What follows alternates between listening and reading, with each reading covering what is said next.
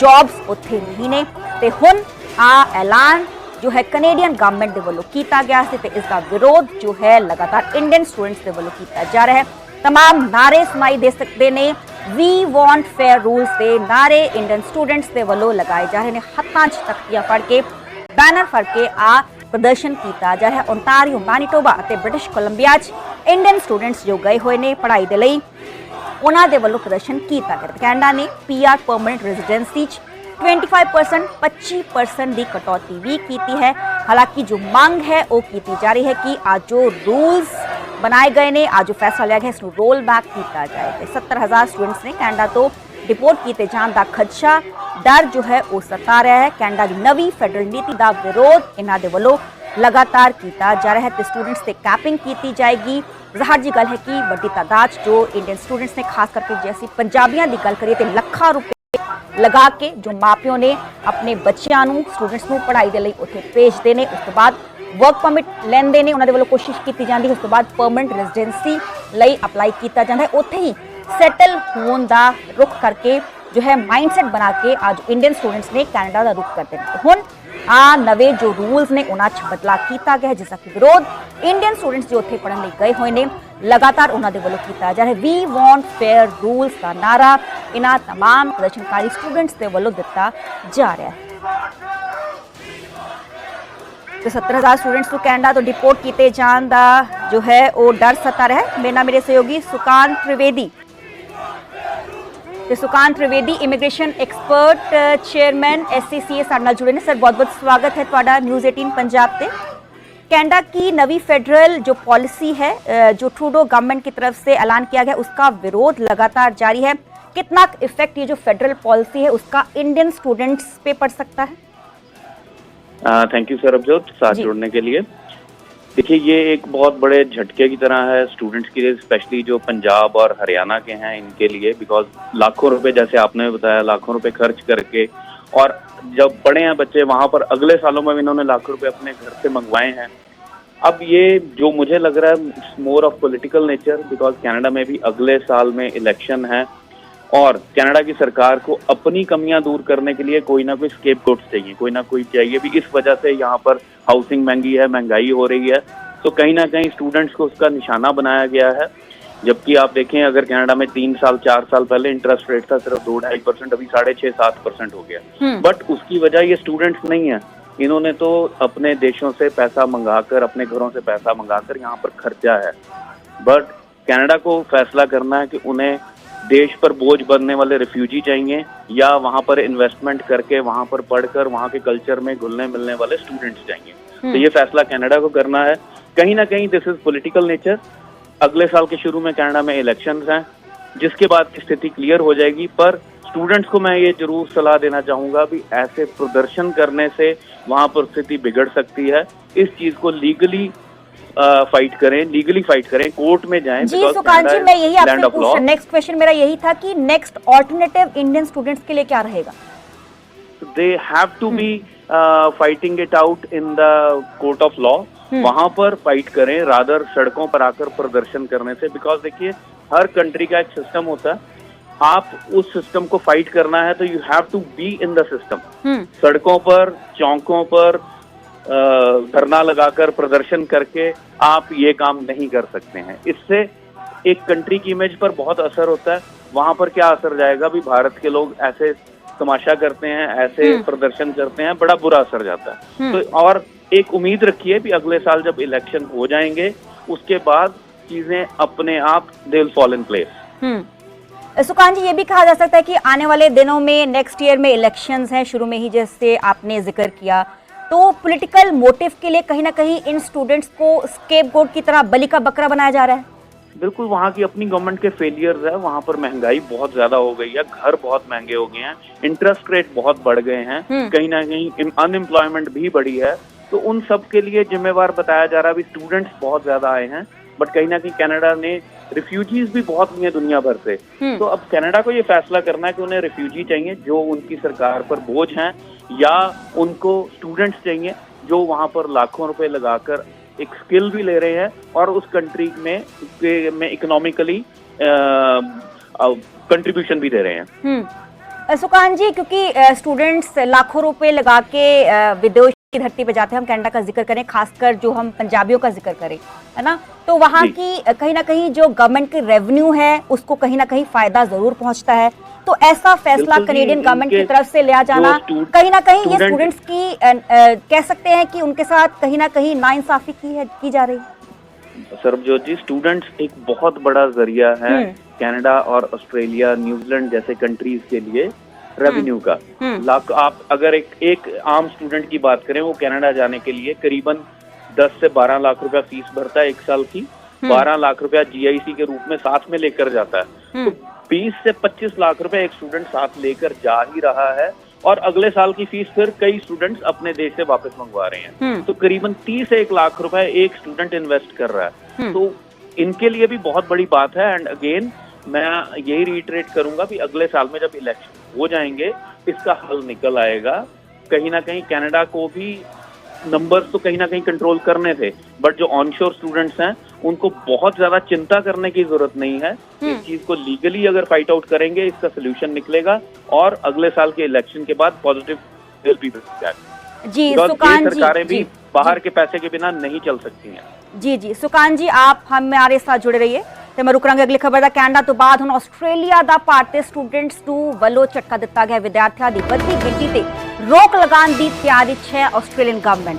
2025 ਤੱਕ ਅੰਤਰਰਾਸ਼ਟਰੀ ਵਿਦਿਆਰਥੀਆਂ ਦੀ ਗਿਣਤੀ ਸੀਮਿਤ ਰੱਖੀ ਜਾਵੇਗੀ। 2,70,000 ਤੱਕ ਦੀ ਅੰਤਰਰਾਸ਼ਟਰੀ ਵਿਦਿਆਰਥੀਆਂ ਦੀ ਗਿਣਤੀ ਸੀਮਿਤ ਕੀਤੀ ਜਾਏਗੀ। ਜ਼ਿਕਰਯੋਗ ਹੈ ਕਿ ਪ੍ਰਾਪਰਟੀ ਦੀਆਂ ਕੀਮਤਾਂ 'ਚ ਵਾਧੇ ਨੂੰ ਅਹਿਮ ਜੋ ਹੈ ਮੁੱਖ ਕਾਰਨ ਆਸਟ੍ਰੇਲੀਅਨ ਗਵਰਨਮੈਂਟ ਦੇ ਵੱਲੋਂ ਦੱਸਿਆ ਗਿਆ ਹੈ। ਰਿਕਾਰਡ ਮਾਈਗ੍ਰੇਸ਼ਨ ਕਾਰਨ ਵਧੀਆਂ ਨੇ ਪ੍ਰਾਪਰਟੀ ਦੀਆਂ ਕੀਮਤਾਂ ਤੇ ਅੰਤਰਰਾਸ਼ਟਰੀ ਵਿਦਿਆਰਥੀਆਂ ਨੂੰ ਲੈ ਕੇ ਸਿੱਖਿਆ ਮੰਤਰੀ ਜੇਸਨ ਕਲੇਰ ਦੇ ਵੱਲੋਂ ਇਸ ਬਾਬਤ ਇੱਕ ਵੱਡਾ ਬਿਆਨ ਦਿੱਤਾ ਗਿਆ। ਜ਼ਿਕਰਯੋਗ ਹੈ ਕਿ ਕਰੋਨਾ ਤੋਂ ਬਾਅਦ ਅੰਤਰਰਾਸ਼ਟਰੀ ਵਿਦਿਆਰਥੀਆਂ 'ਚ ਲਗਭਗ 10% ਵਾਧਾ ਕੀਤਾ ਗਿਆ ਹੈ, ਵਾਧਾ ਹੋਇਆ ਹੈ।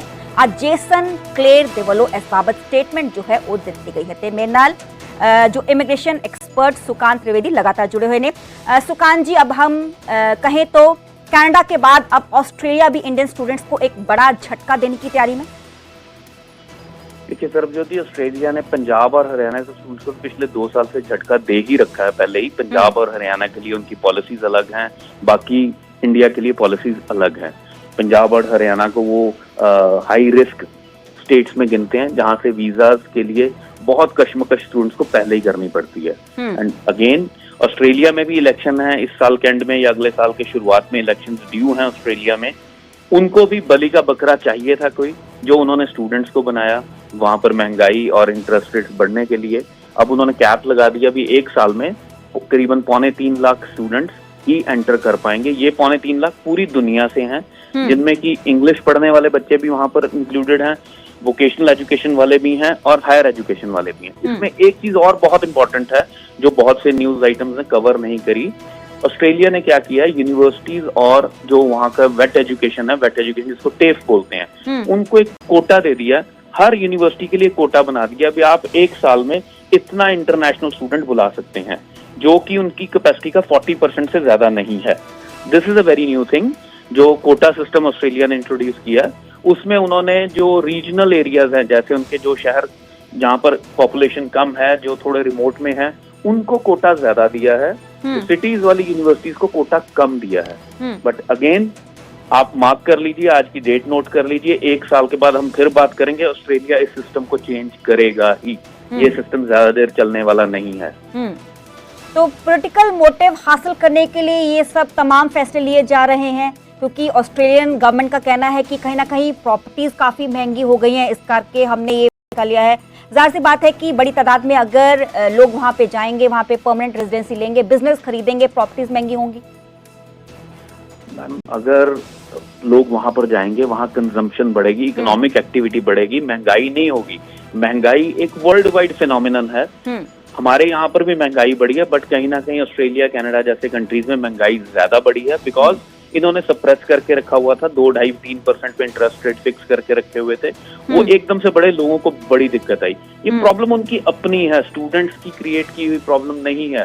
स्टूडेंट्स तो क्या है, आप वो किराए पे रहते हैं, उनकी वजह से लोगों को इनकम हो रही है, वो वहां पर काम कर रहे हैं। जो लोकल लोग हैं उनसे सस्ते में काम करके दे रहे हैं, उनको आउटपुट ज्यादा निकाल के दे रहे हैं, वहीं पर पैसा खर्च कर रहे हैं।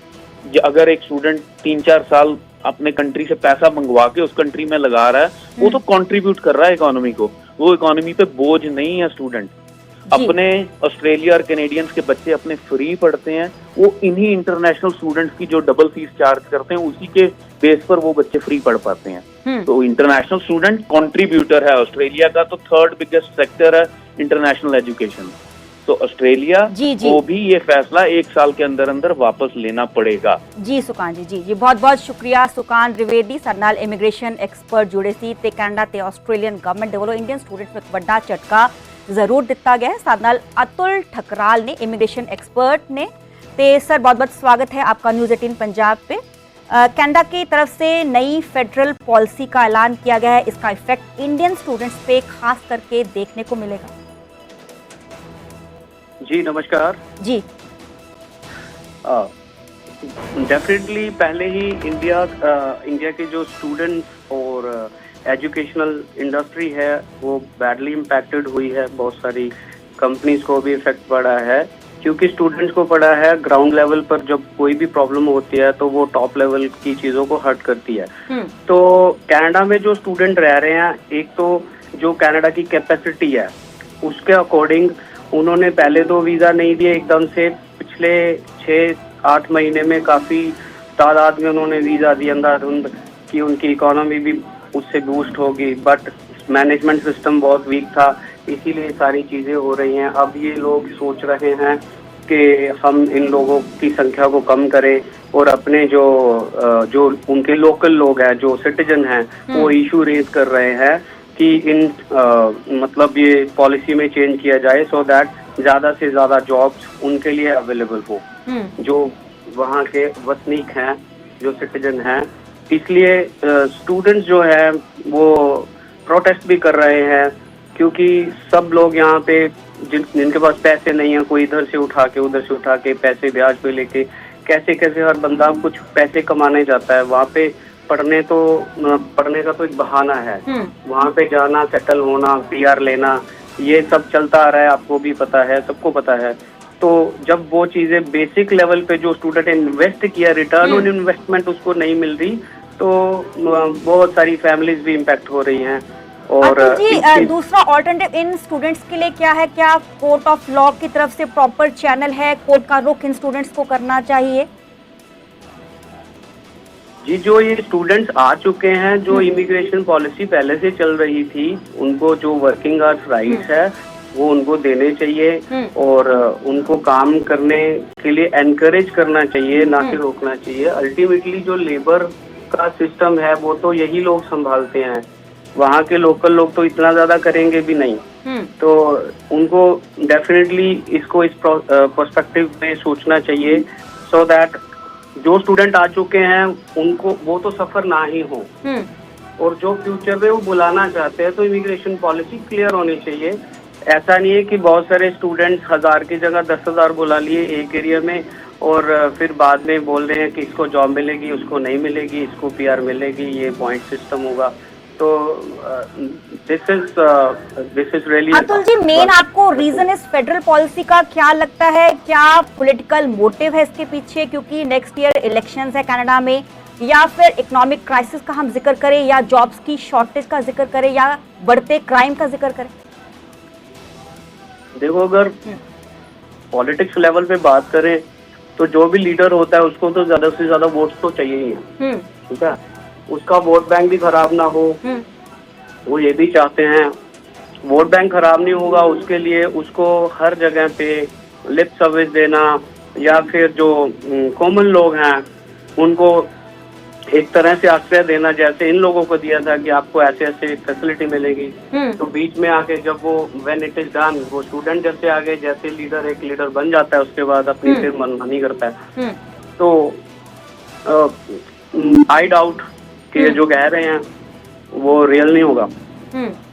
अतुल जी, अगर हम बात करें तो कनाडा की तरफ से कैपिंग की जा रही है, ऑस्ट्रेलिया की तरफ से कैपिंग की जा रही है, अगला ऑल्टरनेट इंडियन स्टूडेंट्स के लिए क्या है? अगर हम जिक्र करें यूनाइटेड स्टेट्स ऑफ अमेरिका का, वहाँ पढ़ाई ऑलरेडी इतनी महंगी है। अगर हम पंजाबियों की बात करें तो उनकी फर्स्ट ऑप्शन जो होती है वो कनाडा ही होती है। जी, आप बिल्कुल ठीक बोल रहे हैं। अगर कैपिंग सिस्टम आता है तो डेफिनेटली स्टूडेंट्स जो हैं आजकल जो देख कर एक चला गया, उसका पड़ोसी भी चला गया, कोई और भी लोन लेके चला गया। तो ऐसे ऐसे करके, क्योंकि हर कोई कुछ ग्रो करना चाहता है, everybody wants to make money.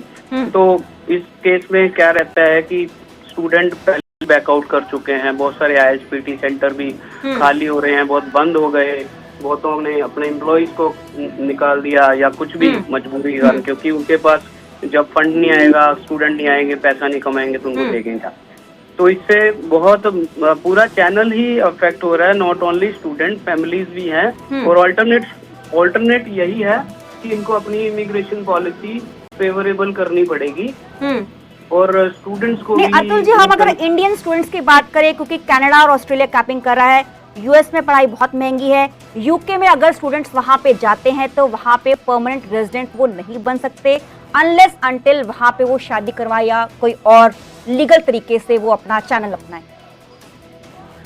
देखो, इसके लिए एक पर्सनल एडवाइस ये भी है, स्टूडेंट्स अगर उनको ये लगता है किसी कंट्री में स्कोप है पैसा कमाने का लीगली, और उसको whether it's US, Canada, Australia और UK, तो पर्सनल एडवाइस यही कहती है कि इनको कुछ ईयर तक वहाँ पे काम करके, अगर कोई भी कंट्री फेवर, आज तो है नहीं ना, बहुत सारे US में पढ़ाई जैसे महंगी है, तो अगर हम मार्केट में देखें, यहाँ से लोग चले जाते हैं, वहाँ पे जाके असाइलम ज्यादातर अप्लाई करते हैं, पढ़ाई करते ही नहीं है, क्योंकि जो यहाँ पर अच्छे से नहीं पढ़े वहाँ पे जाके अंग्रेजों की पढ़ाई क्या करेंगे।